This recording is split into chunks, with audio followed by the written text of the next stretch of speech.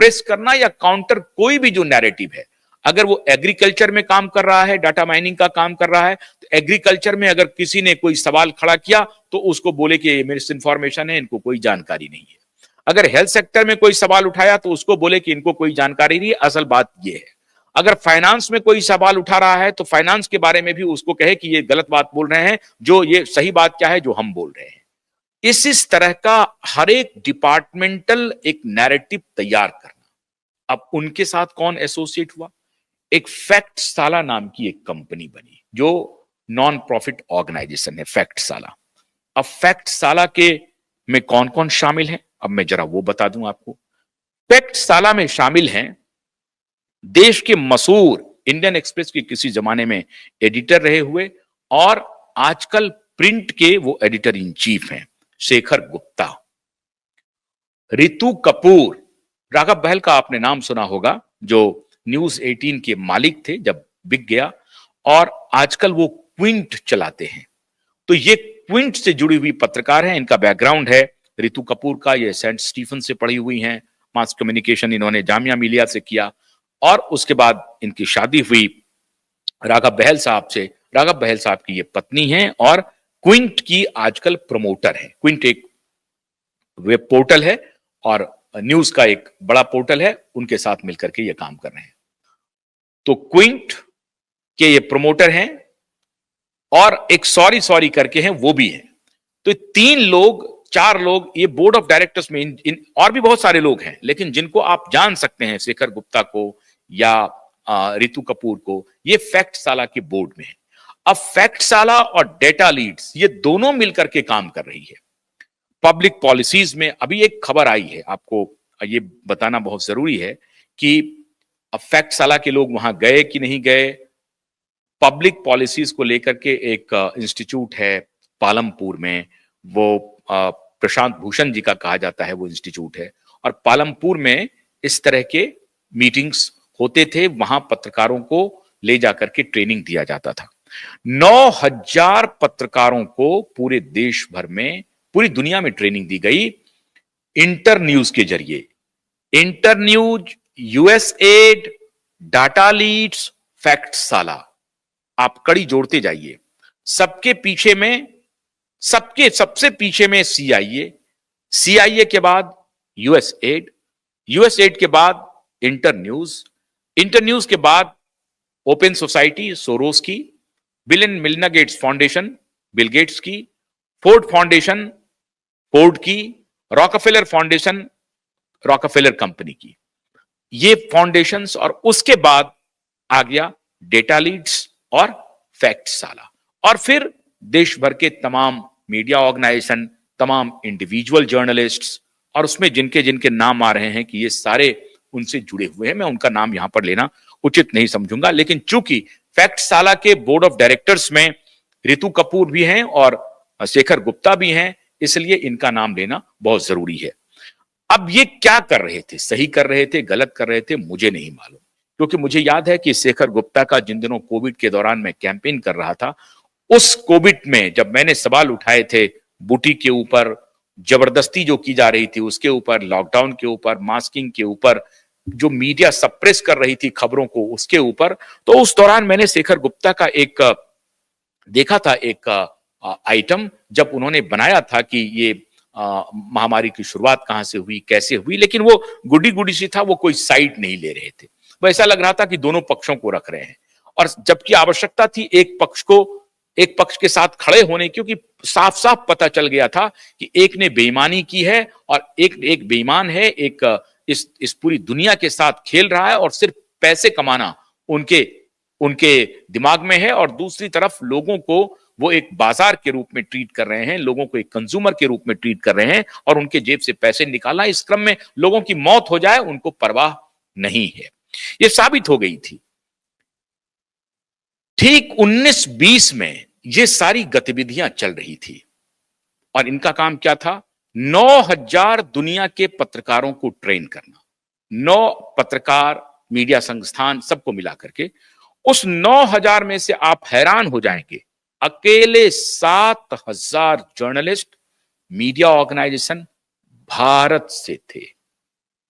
और खाली जर्नलिस्ट ही नहीं थे, जर्नलिस्ट के साथ साथ आप हैरान हो जाएंगे, ग्रामीण इलाकों की सेल्फ हेल्प ग्रुप की महिलाएं थीं, वर्कर्स एसोसिएशन के लीडरान थे, ग्रामीण इलाकों में सरपंच थे, मुखिया थे, जो इनसे रिलेटेड लोग थे। इन सबका एक पूरा कंसोर्टियम बनाया गया। लेबर यूनियन के नेताओं को बुलाना, बार एसोसिएशन के लोगों को बुलाना, जुडिशियल लोगों को बुलाना, ब्यूरोक्रेट्स को बुलाना, पत्रकारों को बुलाना, स्टूडेंट को बुलाना, प्रोफेसर को बुलाना, इन सबको बुला करके इनके ब्रेन को वॉश किया गया। ठीक महामारी से पहले इसकी पूरी ट्रेनिंग हो गई थी, क्योंकि इनको मालूम था कि क्या होने जा रहा है, क्या आने वाला है। और इनको यह भी मालूम था कि जब ये आएगा तो बहुत सारे जो साइंटिस्ट हैं, जो मानवतावादी साइंटिस्ट हैं, राष्ट्रभक्त डॉक्टर और साइंटिस्ट हैं, जर्नलिस्ट हैं, वो खड़े होंगे, तो उनको काउंटर कैसे किया जाएगा। तो ये इन्होंने सेना तैयार की और इसमें सईद नजाकत जैसे लोगों ने अपने आप को बेच दिया और वो पूरा डेटा माइनिंग कर रहा था और इनको सपोर्ट कर रहा था वो ऑर्गेनाइजेशन ही जिस ऑर्गेनाइजेशन के जरिए मैं पहुंच भी रहा हूं आपके पास। ये भी सपोर्ट कर रहे थे। मैं उनका नाम यहां पर लेना उचित नहीं समझता हूं, मैंने इशारे में लिया, आप समझ जाइए। ये सारे लोग मिलकर के, आपको याद होगा कि लगातार ये कहते थे बूटी लाओ, बूटी लाओ, बूटी लाओ, इमीडिएटली आप फटाक से कर दो लॉकडाउन, नहीं तो आप तहस नहस हो जाओगे, मास्क पहनो, ऑक्सीजन की व्यवस्था करो। तो ये सारे लोग नैरेटिव तैयार, ये 7,000 लोगों की आर्मी थी, 7,000। ये लोग न सिर्फ, और महामारी के दौरान इनका ट्रायल हुआ, काम तो ये बहुत पहले से कर रहे थे इंटरन्यूज वाले, जहां आप देखते होंगे कि कास्ट वॉर, कास्ट के लाइन पर जो रिपोर्टिंग्स हो रही है, जो पत्रकार पत्रकारिता कर रहे हैं कास्ट लाइन पे, वो समझ जाइए कि वो इंटरन्यूज, डाटा लीक्स, फैक्ट साला या इस तरह के ऑर्गेनाइजेशन से, ओपन सोसाइटी, फोर्ड फाउंडेशन से उनको कहीं ना कहीं मदद मिल रही है। ये पूरा कास्ट वॉर कराने की पहले कोशिश की, देश को तोड़ने की पूरी रणनीति बनी और उसमें ये 7,000 जो आर्मी है, Internews, DataLeads, FactShala, USAID और सीआईए की, ये कंबाइंड, और Open Society, Ford Foundation, Rockefeller Foundation और Bill and Melinda Gates Foundation, ये सारे मिलकर के इतने हजारों लोगों की एक आर्मी बना रहे थे।